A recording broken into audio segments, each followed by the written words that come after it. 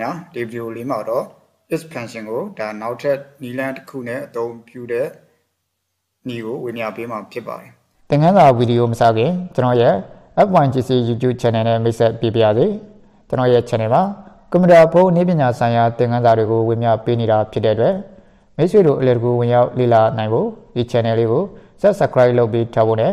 ကျွန်တော်ဗီဒီယိုအသစ်တင်တိုင်းသိရှိနိုင်ဖို့အတွက် notification ခေါင်းလောင်းလေးကိုနှိပ်ပေးထားကြပါအောင်ခင်ဗျာ Okay အဲ့တော့ကျွန်တော်တို့ဒီ expansion ဆိုတာကတော့ဒါအရင်ဗီဒီယိုလေးတစ်ပုဒ်ကျွန်တော်လုပ်ခဲ့ပူတယ်အဲ့ဒီမှာလည်းကျွန်တော်ပြောပြပူတယ်ဒီကျွန်တော်ရဲ့ဒီညာဘက်တောင်းလေးမှာပေါ့နော်အဲ့ဒီမှာသွားပြီးတော့ဝင်ရောက်ပြီးတော့ကြည့်ရှုလို့ရတယ် Okay အဲ့တော့ကျွန်တော်တို့ဒီ is formula ကတော့ logical test เนาะဘာလို့တယ်လဲဆိုတော့ကျွန်တော်တို့ဒီ operator တွေเนาะဒီ greater than less than ညီမျှခြင်း not equal အစတဲ့ပြင်ဒါတွေကိုသုံးပြီးတော့ကျွန်တော်တို့ logical test လုပ်မယ်เนาะပြီးရင်အဲ့ဒီကောင်ကမှန်တယ်ဆိုရင် value is true ဆိုတဲ့နေရာကကျွန်တော်တို့ဒီစာဖြစ်ဖြစ်ကဏ္ဍဖြစ်ဖြစ်ဒါကိုဖော်ပြပေးမယ်တကယ်လို့ဒီ logical test ကမှားနေရဆိုရင်တော့ value is false ဆိုတဲ့ဟာကိုကျွန်တော်ဖော်ပြပေးမှာဖြစ်ပါတယ် Okay အဲ့ဆိုကျွန်တော်ဒီမှာဒီ data ဇာတ်လေးတစ်ခုလောက်ထားတယ်ခွဲဝေချထားငွေအမှန်သုံးဝေစင်းပေါ့နော်ကျွန်တော်တို့ဒီ company တစ်ခုမှာဖြစ်ဖြစ်ကျွန်တော်တို့အဖွဲ့အစည်းတစ်ခုမှာပဲဖြစ်ဖြစ်ကျွန်တော်တို့ဒီပစ္စည်းတွေဝယ်ဖို့အတွက်သူတို့ဒီငွေစင်းပိုင်းကနေပြီးတော့ကျွန်တော်တို့ဒီခွင့်ပြုငွေတွေရှိတယ်နော်ဒီခွင့်ပြုငွေတွေအပေါ်မှာကျွန်တော်တို့ကဒီပစ္စည်းတွေတွားဝယ်တယ်နော်ဝယ်ဖြန့်ဘက်ကနေပစ္စည်းတွေတွားဝယ်မယ်ဆိုရင်ကျွန်တော်တို့ကတစ်ခါလေကြာရင်သူတို့ခွင့်ပြုတဲ့ငွေထက်နော်ကျွန်တော်တို့ကပိုသုံးလိုက်ရတဲ့ဟာရှိတယ်နော်တခါလေကြာရင်လည်းသူတို့ခွင့်ပြုငွေတောင်းမရောက်ဖဲနဲ့ကျွန်တော်တို့သုံးလိုက်ရတဲ့ဒီငွေတွေရှိတယ်ဒါတွေကိုကျွန်တော်တို့ကဒီပိုသုံးမိလားနော်ကျွန်တော်တို့သူတို့ခွင့်ပြုတဲ့အတွင်းကငွေပဲဖြစ်သလားဆိုတာကိုသိချင်တဲ့အခါမျိုးတွေမှာလည်း expansion ကိုသုံးလို့ရပါတယ် Okay အဲ့ဆိုရင်ကျွန်တော်ဒီမှာဒီ data ဇာတ်တစ်ခုဖန်တီးထားတယ်ဒီမှာဆိုရင်တော့ကျွန်တော်တို့ဒီကွန်ပျူတာနဲ့ဆက်ဆက်ပစ္စည်းတွေပေါ့နော်ကွန်ပျူတာနဲ့ပတ်သက်ပြီးတော့ဆက်ဆက်ပစ္စည်းတွေဒီကွန်ပျူတာ printer လိုက်တဲ့ Method1 နော် keyboard တွေ mouse တွေနော် memory stick တွေဆက်တဲ့ဒါတွေကိုဝယ်တယ်ပေါ့ဗျာနော်အဲ့တော့ဝယ်တဲ့အခါမှာသူတို့ဒီငွေစင်းဘက်ကနေဘယ်လောက်ခွင့်ပြုပေးလဲဆိုရင်ကျွန်တော်တို့ဒီကွန်ပျူတာဝယ်ဖို့အတွက်10သိန်းခွင့်ပြုပေးတယ်နော်မိနစ်တာဆို15သိန်းစာရည်တဲ့ပြင်ဒီ copy ရ Method1 ဆိုရင်30ခွင့်ပြုတယ် keyboard ဆိုရင်6000 mouse ဆို3000စာရည်တဲ့ပြင်ဒီသူတို့တန်ဖိုးအလိုက်လေးတွေသူတို့ခွင့်ပြုထားတယ်နော်အဲ့တော့ကျွန်တော်တို့ဒီဝယ်ဖြန့်ဘက်ကနေတွားပြီးတော့ကျွန်တော်ဘာလုပ်လဲဒီကွန်ပျူတာတွေတွားဝယ်ပေါ့နော်ဒီ site မှာတွားဝယ်ဆိုရင်ကွန်ပျူတာဝယ်တော့ကျွန်တော်တို့က12သိန်းပေးလိုက်ရတယ်နော်ခွင့်ပြုတာက10သိန်းနော်ဟုတ်ပြီကျွန်တော်တို့ကကွန်ပျူတာဝယ်တော့ဒီ12သိန်းပေးရတဲ့အဆိုင်တဲ့ပြင်သူ့ဒီတန်ဖိုးလေးတွေလိုက်ကျွန်တော်ဒီမှာခြာရေးထားတယ်နော်အဲ့ဒါဆိုကျွန်တော်တို့ဒီဒါဒီover budget ဖြစ်လား within budget ဖြစ်နေလားနော် budget အတွင်းလား budget အပေါ်ကျွန်တော်တို့ခွင့်ပြုငွေထက်ကြိုးပြီးပို့ပြီးတော့သုံးလိုက်ရလားဆိုတာကိုဒီ is formula လေးသုံးပြီးတော့ကျွန်တော်တို့ကဒီတွက်ထုတ်ပေးမှာဖြစ်ပါတယ် Okay ဟုတ်ပြီအဲ့ဆိုကျွန်တော်တို့ formula ရေးမယ်ဆိုတော့နော်ညီမချင်းကနေစားတယ် is formula ရေးမယ်ပြီးရင်ခွင့်စားဒါပြင်ကျွန်တော်တို့ logical test ကိုယူပေးရမှာဖြစ်ပါတယ်เนาะ logical test ဆိုတာကကျွန်တော်တို့သုံးလိုက်တဲ့ငွေကเนาะခွင့်ပြုငွေထက်ကြီးသလားเนาะစစ်လို့ရတယ်เนาะအဲ့တော့ဒါမှမဟုတ်ဆိုရင်ခွင့်ပြုငွေကเนาะသုံးလိုက်တဲ့ငွေထက်ကြီးနေလားကြိုက်တယ်လို့စစ်เนาะအဲ့တော့ကျွန်တော်ဒီမှာတော့သုံးတဲ့ငွေဒီဆိုတဲ့ C5 เนาะဒီကွန်ပျူတာအတွက်စစ်ပါเนาะအဲ့ C5 ကဒါเนาะကျွန်တော်တို့ဒီ greater than เนาะအခုခွင့်ပြုငွေဆိုတော့ B5 B5 ထက်ကြီးနေမယ်ဆိုရင်နော်များနေတာပေါ့နော်သုံးတဲ့ငွေကခွင့်ပြုငွေထက်များနေမယ်ဆိုရင်ကျွန်တော်တို့ကဘယ်လိုဖော်ပြပေးမှာလဲ over budget လို့ပြမယ် over budget လို့ပြပေးမယ် Okay အဲ့လိုမှမဟုတ်ဘူးဆိုရင်တော့ကျွန်တော်တို့က budget ကိုပြပေးမှာဖြစ်ပါတယ်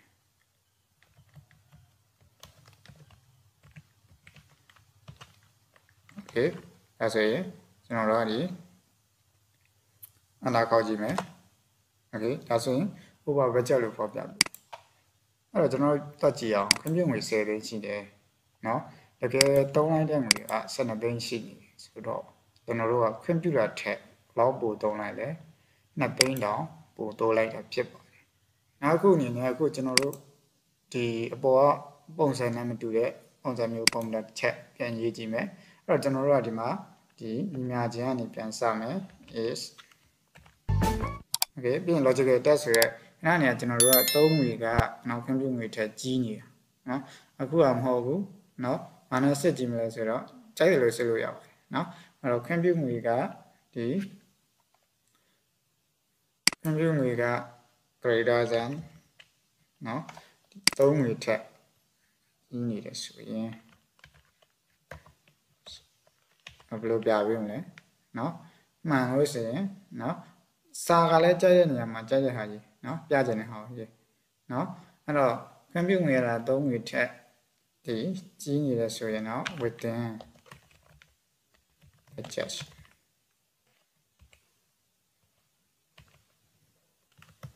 ဘယ်မှာမဟုတ်ဆိုရင်တော့ over budget စမ်းရည်ကြည့်ပါเนาะကျွန်တော်တို့တသမတ်ထဲဒါကတော့ formula တစ်ခုရေးထားပြီးတဲ့အခါမျိုးဆိုရင်ကျွန်တော်တို့က auto formula အနေနဲ့ဆွဲချလိုက်လို့ရတယ်ဒါပေမဲ့ကျွန်တော်တို့ဒီရေးနည်းမျိုးမျိုးရေးလို့ရတယ်ဆိုတော့သိအောင်လို့ကျွန်တော်တစ်ခုချင်းစီပြောင်းလဲပြီးတော့ရေးပြမှာဖြစ်ပါတယ် okay ဟုတ်ပြီနောက်တစ်ခုရေးကြည့်မယ် expansion logical depth เนาะသုံးငွေက greater than 3 less than เนาะ less than ယူကြည့်မယ်ဟုတ်ပြီအဲ့တော့ဒီသုံးငွေကခွင့်ပြုငွေပေါ့เนาะခွင့်ပြုငွေထင်ရနေမှာဆိုရင်စာတွေကိုလည်းကြိုက်တယ်လို့ရေးကြည့်လိုက်เนาะ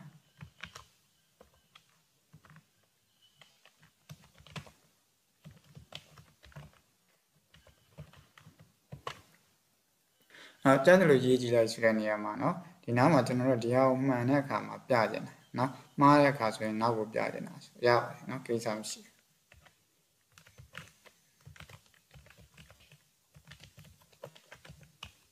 ဘူးသူကမှန်တဲ့ဟာကိုရွေးချယ်ပြီးတော့စစ်သွားမှာဒီဒါဆိုရင် over budget အဲ့တော့ဟုတ်တယ်လားဒီမှာကျွန်တော်တို့ formula ပြောင်းရေးကြည့်လိုက်တယ်မှန်ကျွန်တော်ခွင့်ပြုတာကဒီ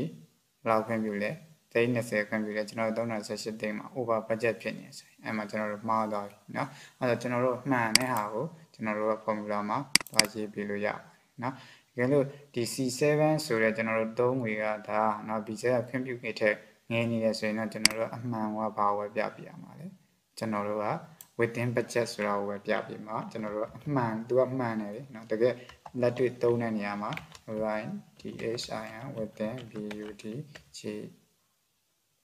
budget เนาะ budget ကိုပြမယ်တကယ်လို့မဟုတ်ဘူးကြီးနေတယ်ဆိုမှဒါကျွန်တော်တို့ over budget ကိုပြပေးမှာဖြစ်ပါတယ်အဲ့မှာစာရေးတဲ့နေရာမှာစကားပြောတော့ပါပြီเนาะတော့ဒါစမ်းသက်ကြည့်เนาะအဲ့တော့ဒါလေးရတဲ့ထူတဲ့နေလဲကျွန်တော်တို့ပို့ပြီးတော့ဒါလက်တွေ့เนาะဒီလိုမှားတဲ့ကိုစာရှေ့ထားနောက်ကသူမှန်တဲ့ဟာကိုပဲပြပေးမှာဟုတ်เนาะအဲ့တော့စာကြတော့ကျွန်တော်တို့ရှေ့နောက်ပြောင်းတဲ့အခါမှာအချို့နေရာလေးတွေမှာအဲ့ဒါပြတ်သွားတယ်ဟုတ်ပြီအဲ့တော့ကျွန်တော်တို့ဒီကျန်တဲ့ဟာတွေဆိုရင်လည်းကျွန်တော်တို့ကဒါဒီအောက်ကိုအခုချင်းစီမပြင်းရင်ကျွမ်းကျင်အောင်လိုက်ပြီးတော့ရေးကြည့်လို့ရတယ်တကယ်လို့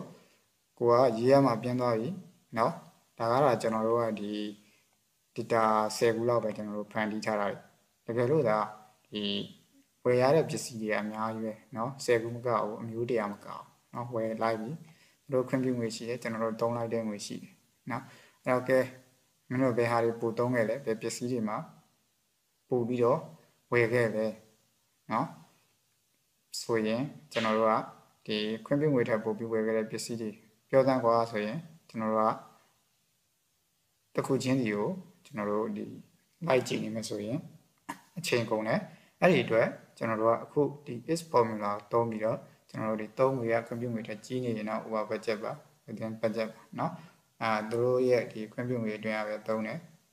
တချို့ကသူတို့ရဲ့ခွင့်ပြုငွေထက်ကျော်သုံးတယ်ဒါမျိုးတွေဖြစ်သွားတယ်အဲ့ဒီတော့ကျွန်တော်တို့ကဒီ is function လေးကိုသုံးပြီးတော့ဒီ Excel ရထဲမှာဖန်တီးပေးလို့ရပါတယ်ဒါကတော့ကျွန်တော်တို့ဒီအဖွဲ့အစည်းတွေနောက်ကုမ္ပဏီတွေအစသဖြင့်ဒီအရာတွေမှာကျွန်တော်တို့ဒီဝယ်ဖြန်းတဲ့ကျွန်တော်တို့တွေငွေစင်းပိုင်းနဲ့ကျွန်တော်တို့ချိတ်ဆက်လုပ်တဲ့အခါမှာရေးကြည့်ပါတယ်เนาะငါတို့ပို့သုံးခဲ့သလားသူတို့သတ်မှတ်ထားတဲ့အတိုင်းသုံးသလားဆိုတာသိအောင်လို့ expansion လေးကိုသုံးပြီးတော့ကျွန်တော်တို့ဒါတွက်ထုတ်ပေးလို့ရပါတယ် okay ဒါဆိုရင်တော့ကျွန်တော်ဒီဗီဒီယိုလေးကိုဒီလောက်နဲ့ပဲရနာမှာဖြစ်ပါတယ်အားလုံးအဆင်ပြေကြပါစေခင်ဗျာ